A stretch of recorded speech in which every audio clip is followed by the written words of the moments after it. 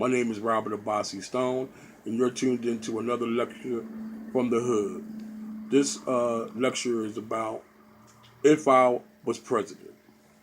Now, um, I've often complained, and a lot of other people have often complained, that our current president hasn't done enough for African Americans. One of the things that people always ask is, what would you do if you was president? And these are the things that I would have done if I was president. Now, I don't know how long I would have lived or how long it would have taken for me to be assassinated. And I know I probably would have lasted for a second term. But this is what I would have attempted to do if I was if I was president. One of the things that I would have done was make sure that we do something about the school system. Now, I know what a lot of people are saying now is that the president didn't have jurisdiction over things like local schools, but I still would have pushed some ideas through the states about things that need to be done. The number one thing that needs to be done is no black school should go without a black curriculum. There should always be an African history curriculum whenever black children are being taught. That's number one. That's mandatory. It has to be mandatory because African American history is American history. There's no way that you can teach about the Louisiana Purchase without also talking about the Haitian Revolution. And for those of you who are not familiar with what I'm talking about, because of the Haitian Revolution, um, Napoleon and the French lost money from the French sugar trade. Once they lost money, they need to recoup some of that money. Therefore, they had to sell Louisiana back to the United States. Now, how can you leave black people out of that scenario? Is beyond me. So, black history is American history, and I don't think that the current president did enough to push that idea to the American public. Number two, reparations. Reparations for slavery has to be something that at least an African American president needs to address. Before I go on, I know some of you are saying that he's not an African American president, and he isn't technically. The president, our current president, father lived in Nigeria and was a Nigerian, and his mother was white. So technically, he has no ties or ancestral ties to slavery. So he's not a black person technically in the terms of how we consider what we consider to be a black person. But we all know people go on appearances, and since he appears to be a black person, then he's treated like a black person. So, and that's evident in how much he was disrespected by white people while he was president. So, number two would be reparations. Some dialogue has to take place about restitution, financial restitution, academic restitution for slavery, and that has has to at least be discussed when you're president. Um, Increased trade with Africa.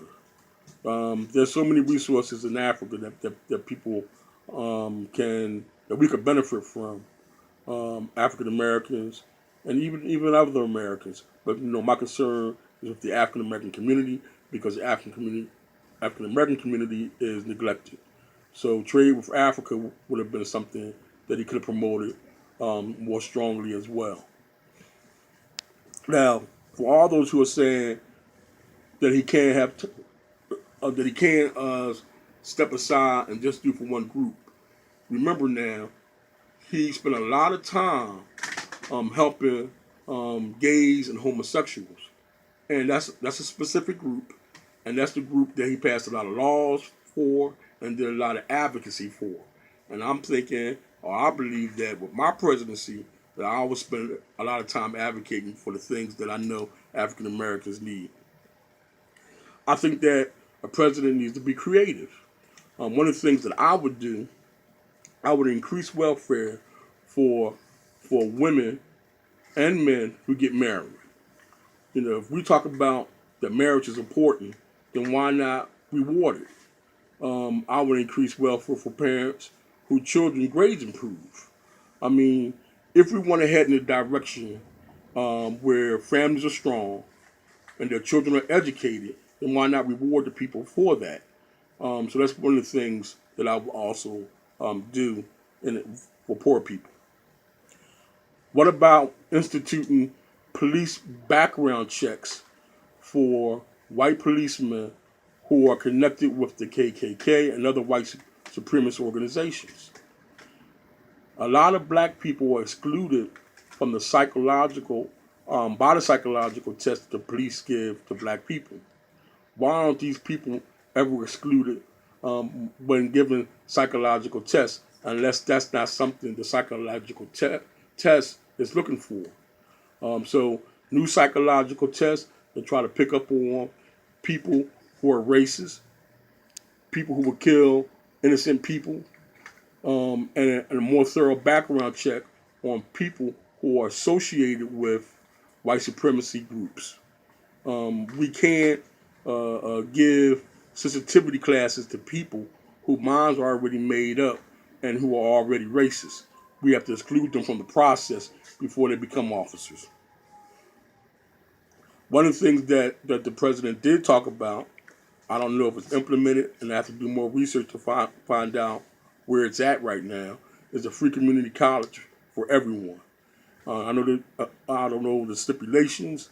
I know there are some, but that was one idea that could help the African American community that he could have pushed for a little harder than what he did.